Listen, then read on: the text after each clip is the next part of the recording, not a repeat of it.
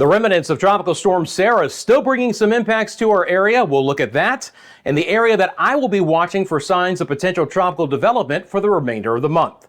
Your forecast across the Caribbean and the Bahamas starts right now. This is Meteo Mundo. Okay, welcome back, friends. Rusty here at Meteo Mundo, where you're home for Caribbean weather. Great to see you on a late Tuesday. Coming up in this video, you can see the hefty showers and storms in the Gulf of Mexico. That's what's left over from Tropical Storm Sarah. We'll look at the impacts it's going to bring to Florida and the Bahamas in the coming days. We've enjoyed some quieter weather across most of our area on this Tuesday, but we still have some hefty showers and storms in the Windward Islands. And I want you to enjoy that quieter weather because things will be turning quickly. A lot of moisture returning to the area with higher rain chances. We'll look at that in the area within this map that I'll be watching very closely for potential tropical development for the rest of the month. As always, I'd love to hear from you guys. Let me know in the comment section below what's been going on in your area. We'll start off with our surface map and into the Gulf of Mexico. Again, the remnants of Sarah, mid-level circulation, getting elongated and pulled along by this cold front. That's going to quickly blast some rain and storms to the United States Southeast, Florida, and into the Bahamas. So we'll look at the evolution of that in just a second. That means our high pressure area here, which has brought the quieter, drier air, is getting pushed off towards the east, but it's nosedived all the way through the greater Antilles, the northern side of the lesser Antilles. You notice those wind barbs are pointing out of the north winds, drier air, very comfortable conditions. Then you get to this stationary boundary and that trough, and south of that is where we still have the tropical moisture-laden air. So we'll look at the rain that it's bringing to those areas. And again, enjoy this kind of map because it's going to change here in about the next 48 hours. Let's start off where the active weather is on this Tuesday, and we'll get into the Gulf of Mexico. Once again, there's a lot of energy with what's left over of Sarah combining with that cold front. It's brought some hefty showers and storms. We had a wind gust there off the Louisiana coastline, one of the oil rigs there, nearly 50 miles an hour. I mean, this is a lot of energy. It's going to bring some fast-moving storms. This is what the radar looks like. You can see those rain and storms extending into the Gulf of Mexico, through portions of Georgia, back towards Alabama, the central and the western side to the panhandle of Florida. Eventually, this will get into the peninsula of Florida overnight and into Wednesday, and then dive south and east and into the Bahamas late tomorrow and into our Thursday. So we'll look at those coming up here in just a second. All the numbers that you see are wind gusts, and so it's a very windy, kind of squally system that's coming in as, again, the remnants of Sarah combined with that cold front moving through the United States Southeast. If I switch over to the water vapor imagery, all of that red is that beautiful drier air that what we're seeing through the majority of our region on this Tuesday. But you get south of that boundary, and it's clear to see where the drier air is running up against that boundary and the moisture-laden air off to the south, and we still have some pockets of heavy rainfall on this Tuesday back down mainly in the Windward Islands, portions of South America, especially St. Lucia, St. Vincent and the Grenadines, Grenada, Trinidad, Tobago, and Barbados. Now, it's still localized, but heavier tropical downpours are still a possibility in this area. And if you've caught some of that heavier rain, let me know in the comments section below. But again, north of there, winds are out of the north, it's much drier. Still could see a few showers and a storm over Nueva Esparta. Then that trough axis extends back into the ABC Islands. And you can see that, notice how the clouds are moving in two different directions. A little bit of lift in the atmosphere here, and the opportunity for a fast moving shower for Aruba, Bonaire, and Curacao, maybe even a rumble of thunder. Now, it's not going to be very widespread, but the opportunity for the ABC Islands to catch a shower or two late on this Tuesday and overnight and into Wednesday, absolutely plausible. If I go back over to our surface analysis and bring back on our temperatures, you're going to see just how lovely of a day it was for the majority of our area. And let me bring back on the water vapor imagery. So again, north winds have dried things out. 80 degrees is just around 27 degrees Celsius, 80 degrees Fahrenheit on the map, 27 degrees Celsius. Hardly anyone is above 30 degrees Celsius for today. Look, I think Anguilla sitting right around 80 degrees Fahrenheit, 27 degrees Celsius. Winds again turned out of the north. It was warmer earlier today in Antigua, and then their winds went from southeast to a north wind, and the temperature dropped back down below 80 degrees Fahrenheit. Beautiful day, dry conditions, the U.S. and British Virgin Islands and Puerto Rico. Same thing for the Dominican Republic and Haiti, our friends in the Turks and Caicos and the Bahamas. Beautiful weather here as well. Cuba, Jamaica has enjoyed a nice quiet day, all that red, the entrenched dry air. But again, enjoy it while it's here because it's not going to be sitting around for long. Cayman Islands have had a lovely afternoon as well, as has the Western Caribbean. Now, I still expect some rain to build back in over Panama and Costa Rica, some moisture coming back in out of the Pacific. But other than that, the rest of Central America and into the Yucatan should be enjoying a beautiful day. And I've been made aware that today is a national holiday in Belize. So I want to say happy Garifuna Settlement Day to all of those who celebrate. Have a safe and joyous day. Let's get into the forecast, friends. As we do so, thank you for taking a quick second and liking this video. Thank you to subscribing to Meteo Mundo. We're on our way to 50,000 subscribers. Couldn't do it without you. Appreciate the support. Thank you for sharing this with anyone you think will get something out of the video. And of course, thank you for finding ways to support us here at Meteo Mundo as well. Okay, so now we're going to break down what's going to be happening over the next few days here. So we're going to continue to see the moisture-laden air begin to return. So the first thing I want to do here actually is bring up our wind vector product. This is going to be an idea of what the winds are going to be looking like over the next few days. And I'm just going to even back it up here, even just over the next couple of days here. Let's go to, let's see.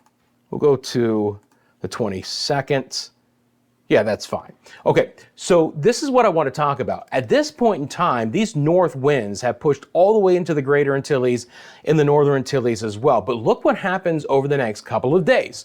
Winds start to turn east and then eventually back out of the south. So we're going to replace with the drier air with a lot more moisture-laden air that'll be pushing up the Lesser Antilles and back into the U.S. and British Virgin Islands and Puerto Rico. And rain chances, which will be around 10% tomorrow for these areas, get back up to 50 to 60 to even 70% as we get into our Friday, as these winds turn back out of the south. So again, enjoy it while it's there. I wanted to first point that out. We're still going to have some strong easterlies coming in. Now we're still going to have a bit of a north wind in our northwest side of the Caribbean, but again, that's with the remnants of Sarah. So there's going to be some moisture that'll even be pulled in out of these strong north winds here. All right, so even though we have a north wind here, it's not the driest of air masses, but certainly in our eastern areas, the return to that southeast wind's going to bring about some rain. Let's look at that. I'm going to take this out one extra day. We're going to get into your island by island rainfall forecast and then stick around. I've made a few special graphics for you guys today to talk about how the rest of November could play out tropically in the area that I'll be watching for that potential development. So let's start off with what's going to be happening with Sarah. We'll go into the Gulf of Mexico. And again, for the remainder of today, now again, to be clear, you know, I'm actually a little bit too far ahead of myself here. Let me back up. That's tomorrow evening. There we go.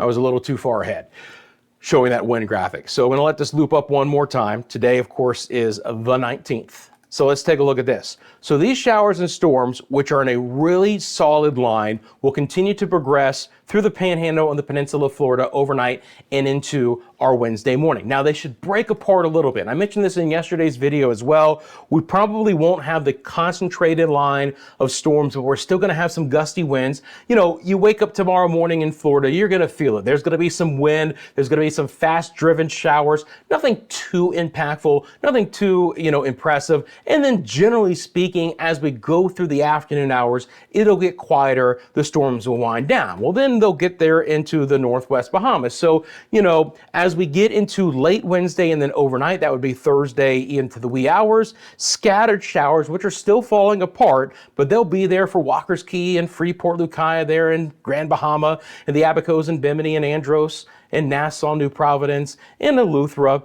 Again, spotty rain. It's falling apart a bit. There'll be some gustier winds, still some 20 to 25 mile an hour winds. But this is what I was mentioning. The north wind is pulling in, what's left over of Sarah in that cold front in just an elongated fashion. So even though these are going to be north winds as we get into, Friday and Saturday, there will be some moisture associated with them. So we're going to get some showers to return to the Turks and Caicos. We'll get some showers to return to Cuba, portions of Central America and the Yucatan, the Cayman Islands, and Jamaica. Again, after a couple of drier days, we'll start to see even that north wind bring in some moisture-laden air.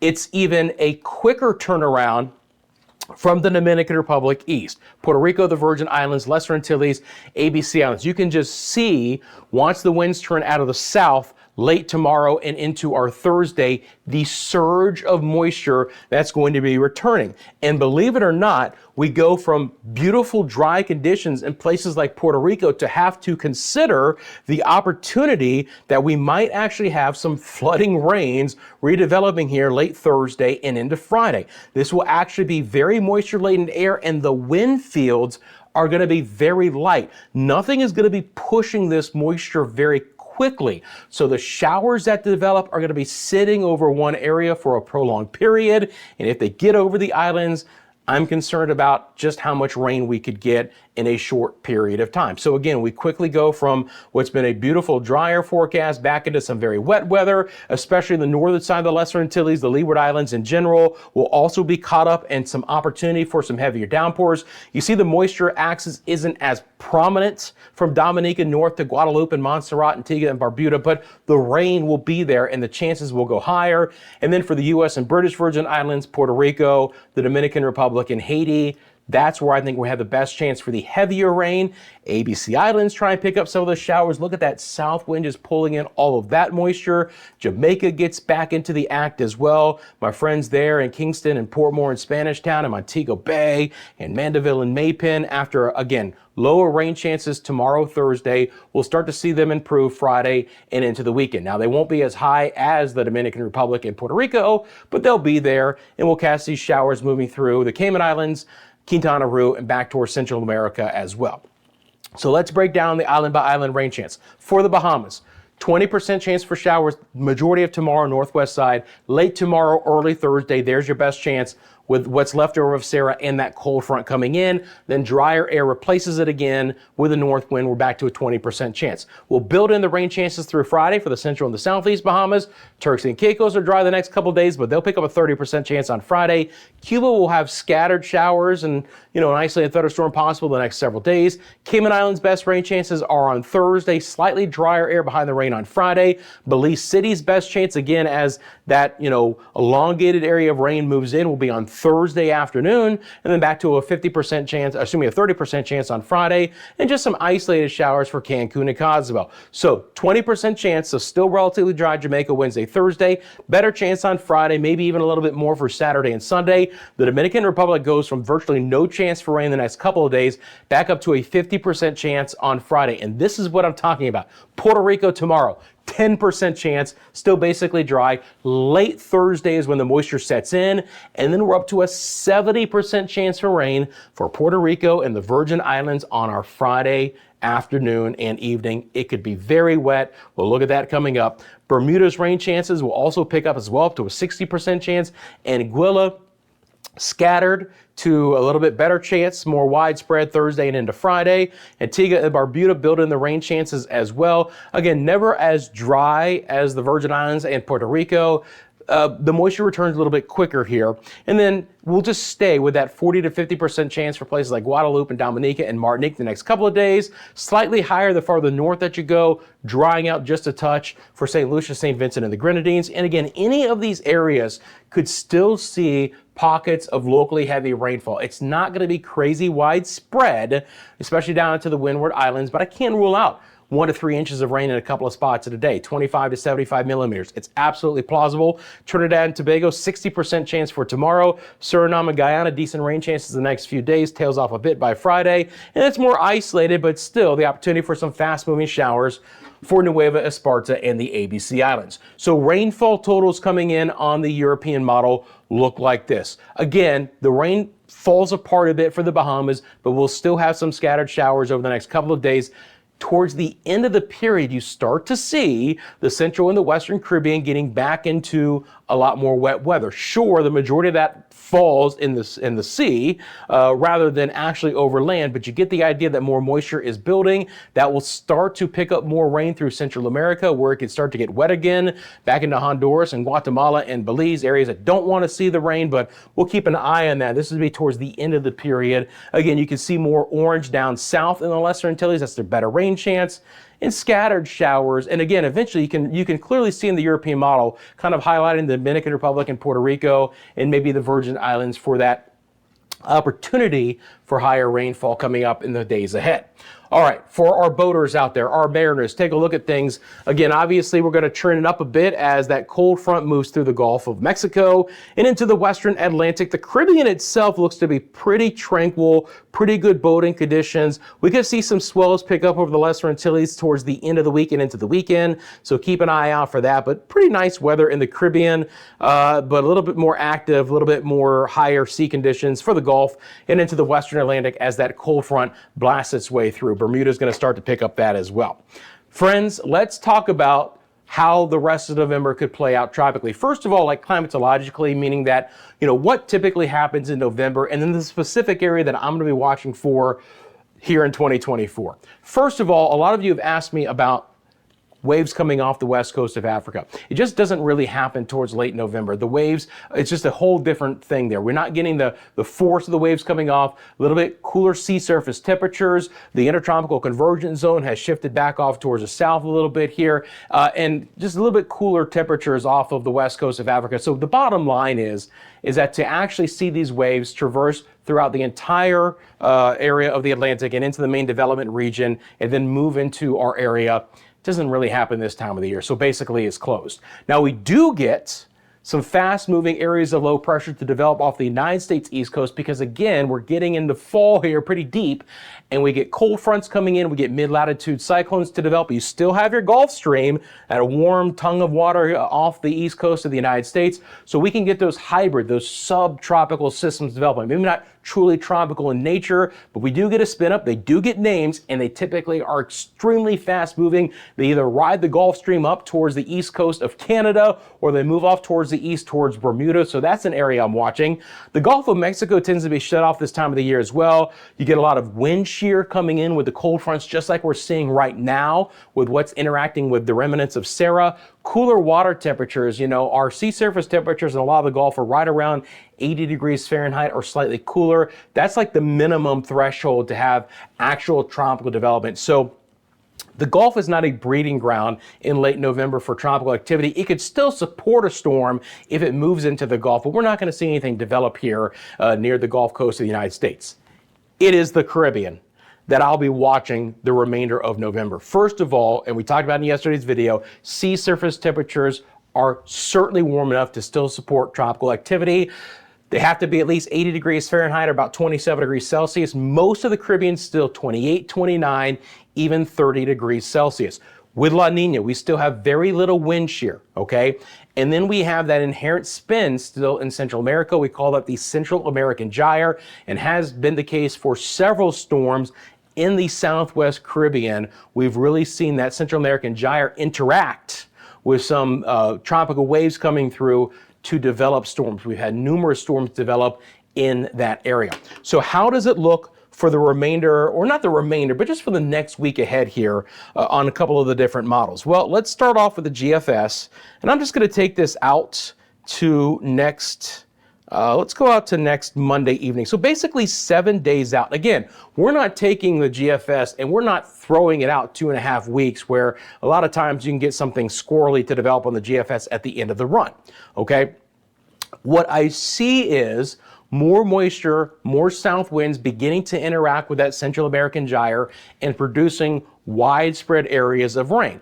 But you can also clearly see that there is some inherent spin to some of the rain that is developing. Now, does that mean that it's going to wrap up into something tropical? No, but is it an area that we have to watch out for? Because despite what the calendar says, inherent environmental conditions would still support tropical development. Absolutely. Okay, and you can see by early next week, a lot of moisture begins to develop in those same areas that we've had the last several storms develop, including Raphael and Sarah, same areas there. If I switch over to the vorticity map here. And again, I like to use this. This is something that I use as an analysis tool, but I'll show you guys this from time to time. This is spin in the atmosphere. It's not exactly surface based on this product. It's a composite of the lower levels of the atmosphere, but you'll start to see as we get into the weekend and then early next week, more spin beginning to develop. And the brighter the colors, the higher the spin. Okay, so you can see that's what's coming in with what's left over of Sarah, and then here in the Western Caribbean, just a broader area of spin. So how does this look like on the models? Well, on the GFS ensemble, first of all, even though the rain chances will be going up for the majority of our area late weekend into the weekend, this is nothing tropical. We'll have some mid-latitude cyclone potential coming off the United States East Coast, which, by the way, if a low develops there with a cold front, it could be a massive snowmaker for portions of the Northeast United States. But by next Monday morning, now it's not a big signal at all, right? It's not a big signal on the ensemble of the GFS yet, but you start to see a little area of lower pressure here in the Western Caribbean. Something to monitor. What does the European model look like? European model always had the remnants of Sarah a little bit stronger, does the same thing. If it develops a deeper low off the New England coastline of the United States, you could have some massive snow either along the coast or a little bit inland for the Northeast United States. But as we get into this is going to be actually late Tuesday evening, same situation, a little bit farther south, but you start to see lower pressure develop here in the Western Caribbean. Look, friends, this is not the signals of mid-tropical, of the mid-Atlantic hurricane season, meaning an August or September signal, but there are still signs that point to the fact that this is an area that still needs to be watched. And again, regardless of tropical development, there could be a lot more rain developing back into this area as well. That's the story. Appreciate you guys. Thanks for following us across all social media, Instagram, TikTok, X, Facebook. You want to send me a picture or video to myMediaMundo@gmail.com. Once again, while you're down there, you have a specific question about the forecast, feel free to leave it in the comments section. And of course, thank you for liking and subscribing again. Friends, you guys have a great rest of your Tuesday. I'm back soon with the latest forecast, and I will see you then right here at Meteo Mundo.